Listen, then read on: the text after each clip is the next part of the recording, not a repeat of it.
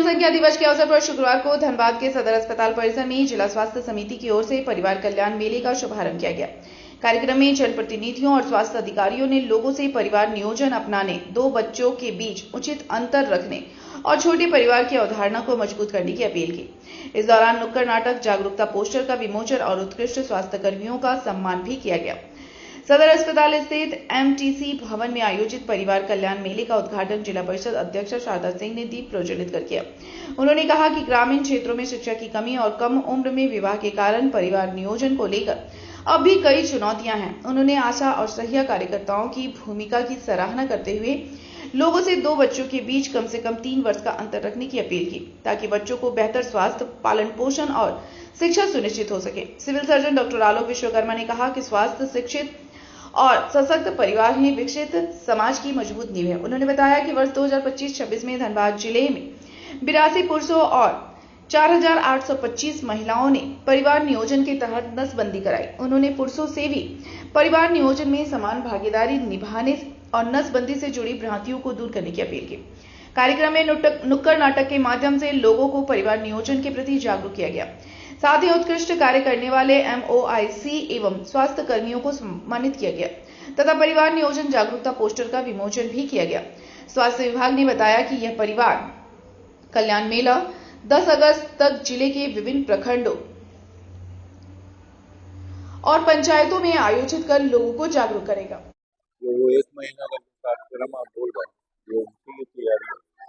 अभी हमारा जो आंकड़ा है 2.1% हमारा कोविड बर्थ रेट, 2.1%, यानी प्रत्येक दंपति को 2 बच्चे है ना, तो 2 बच्चे, 2 वो 2 ये, तो हमारा अभी स्टैग्नेशन की ओर जा रहा है। यानी हमारा आबादी जो 140 करोड़ है, वो 140 करोड़ जो है, ये अगर हम आंकड़ा को तय करते हैं तो हमारा स्टैग्नेंट रहेगा, यानी ये आबादी बढ़ेगी नहीं। लेकिन हमारा झारखंड का जो राष्ट्रीय बर्थ रेट है उससे कम है, हमारा 1.9 है ना, यानी 1.9 ऑलमोस्ट करीब 2 ही आता है, 2 ही बच्चों का आता है। तो इस तरह से हम अभी एक स्टैग्नेंट मतलब स्टैटिक बर्थ रेट पे अभी टिके हुए हैं, ये हमें मेंटेन रखना है। और बहुत सारे देश जो हैं इस आंकड़े को उसके भी नीचे ले आए हैं, 1 पर चले आए हैं। तो इससे हमारा डेवलपमेंट का सारा प्रोग्राम जो है प्रभावित होता है। महिला पुरुष में महिलाओं का ही कंट्रीब्यूशन ज़्यादा है, पुरुष जो है वो बहुत ज़्यादा आगे नहीं आकर के नसबंदी करा रहे हैं, जो कि हमारे लिए खेद का विषय है। जबकि ये एक आसान तरीका है और इसमें हमारा कम समय भी लगता है और इसके साथ साथ किसी तरह का कोई जोखिम नहीं है, लेकिन महिलाओं के ऑपरेशन में जोखिम है। आप देखते होंगे कि बहुत सारी महिलाएं इस ऑपरेशन के दौरान जो है कोई कॉम्प्लिकेशन की शिकार हो जाती है, तो ऐसा इसमें नहीं होता है। इसमें ऐसा कॉम्प्लिकेशन का रेशियो बहुत कम है। ऐसे 4,000 पिछले साल की उपलब्धि में बता रहा हूँ, 4,823 महिलाओं ने अपना ऑपरेशन कराया नसबंदी का और पुरुषों ने 82 कराया, मात्र 82 पुरुष ही कराया।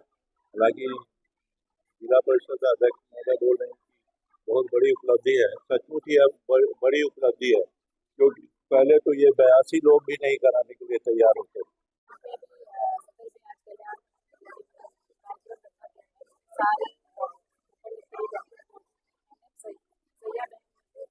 हम लोग को बच्चों के अंतर रखना है और हम जो हमारे चलाएं, क्योंकि सही उम्र में बच्चा और सही समय पे भी पहला बच्चा के बाद ये बच्चे के इस्तेमाल अगर ज़्यादा बच्चे होते हैं तो घर का बहुत सदस्य हैं, बच्चे को शिक्षा भी दे सकते हैं, भोजन नहीं, इसके कारण वो बच्चे कहीं ना कहीं परिवार हमेशा स्ट्रगल करता है। बहुत जरूरी है कि सही समय पर पहला बच्चा हो, उसके पहले बच्चे कम से कम 3 साल के आ जाए, ताकि माँ भी स्वस्थ रहे और बच्चे भी स्वस्थ रहे।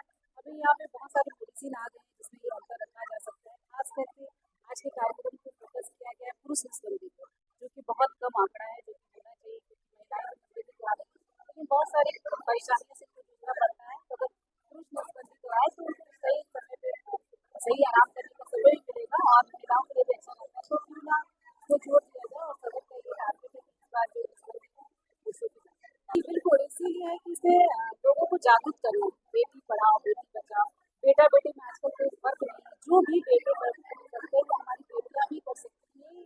महिलाओं को समझाना, पुरुषों को समझाना, क्योंकि कहीं न कहीं ये है कि बेटियां होंगी तो हमारे खुद को कौन चलाएगा, हमारा हक्का वारिस कौन, इस तरह की ग्रामीण है बात है, लेकिन ये लोगों को जागरूक करना पड़ेगा। जब तक लोग जागरूक नहीं होंगे तब तक इस पे नहीं रुकेंगे।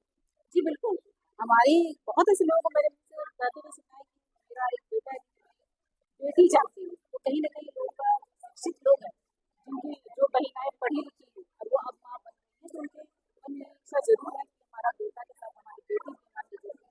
एक कंप्लीट परिवार तभी होता